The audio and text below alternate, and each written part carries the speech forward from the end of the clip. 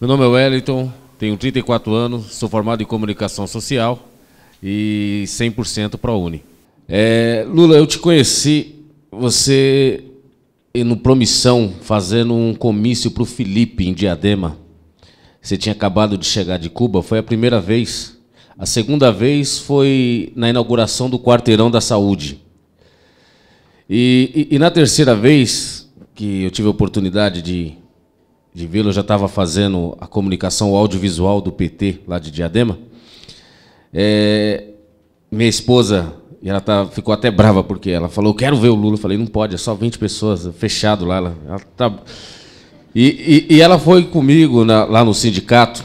Para quem não sabe, duas informações importantes. Diadema foi a primeira cidade a ter um prefeito do PT, que foi o Gilson. E agora tem uma escola, com o nome da escola lá no sindicato é Dona Lindu. E eu vi o Lula se emocionar, como muitos aqui se emocionaram. Como muitos aqui choraram ao lembrar da mãe, ao lembrar da perda da mãe. E o Lula contou parte da história dele, parte da história sofrida dele, de quando saiu, de como passou fome, de como levava o bife para comer em casa, nas empresas. Eu olhava para minha esposa do lado, Lula, ela chorava, e eu chorava também, porque um pouco da história, um pouco da sua história, eu falei, olha, a minha história vai se identificou um pouco com a sua, do que nós passamos, mas talvez não foi só com a sua, eu comecei a identificar que a história de muitos aqui, a história do Saulo e da Tamires aqui, falar de comer. Eu lembro que meu pai, depois que você ganhou para presidente, meu pai, aposentado, ele sentava na porta, sentava na calçada para ficar rindo dos tucanos que passava e descia com o sacolinho e falava, agora você tem dinheiro para comprar bife, né? Antes você não tinha. E ele era todo dia, e por causa dessa dificuldade hoje, e hoje a gente vê um pouco disso. E quando a gente fala, viu, Cleide, você falou de sonho, você falou de ser jogador de futebol, eu acho que era o que restava para nós, na época de FHC, na época do PSDB, era sonhar ser jogador de futebol. Falava, terminou aqui, vamos tentar ser jogador de futebol. E aí eu acho que onde começa a minha história, um pouco do que... Eu queria muito ser jogador de futebol, treinei no Juventus, eu treinava no Corinthians, mas eu na infância eu perdi essa visão direita e eu fiquei com estrabismo.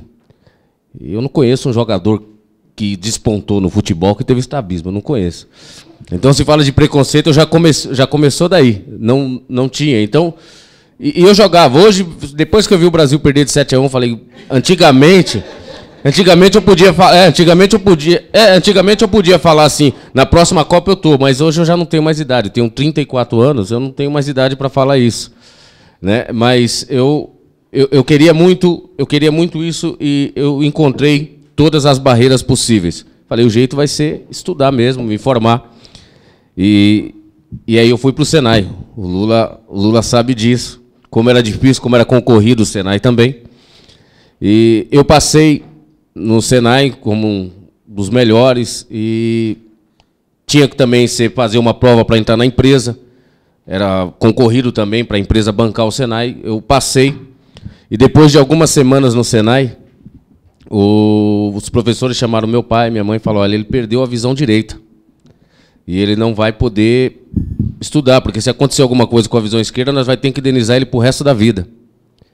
E foi mais uma porta fechada. Já tinha perdido o futebol, já tinha perdido o Senai, mais uma porta fechada.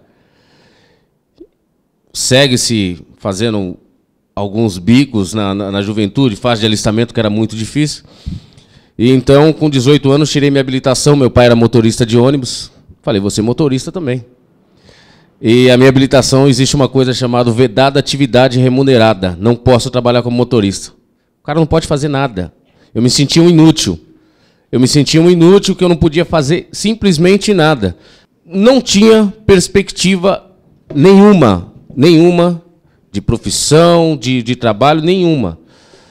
E aí fui pai novo, e tive que largar os estudos e trabalhar para sustentar meu filho.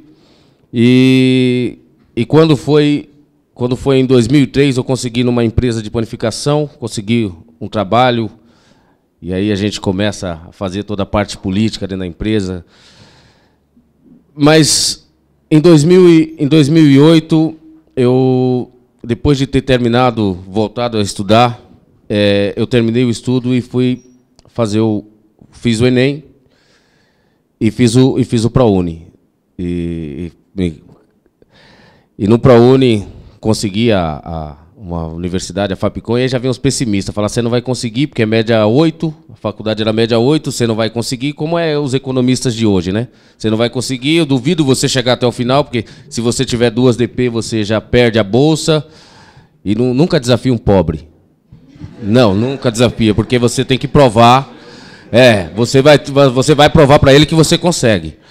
E nisso, Lula, para fechar aqui, né? Até não só a bolsa, porque para ir para a faculdade eu andava 40 km por dia.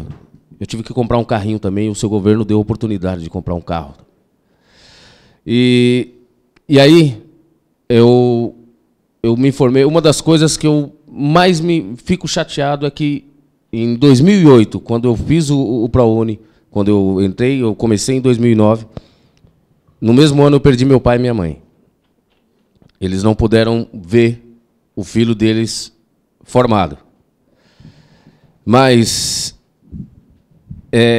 em nome de Alcebiades Ferreira Nobre, Cleusa Maria Nobre, eu agradeço assim de coração, porque se não fosse, e aí depois de tudo isso eu produzi o meu próprio programa de TV, fiz a questão de colocar Espaço Nobre para honrar meu pai e minha mãe. Para o futuro, Lula, são dois... o programa Mais Educação, que já é uma realidade no Brasil, já é uma realidade em Diadema. Infelizmente, eu acho que ainda é pouco, perto do que nós precisamos. Existem muitos jovens e muitas crianças que ainda saem da escola e não têm mais o que fazer, ficam com o tempo ocioso.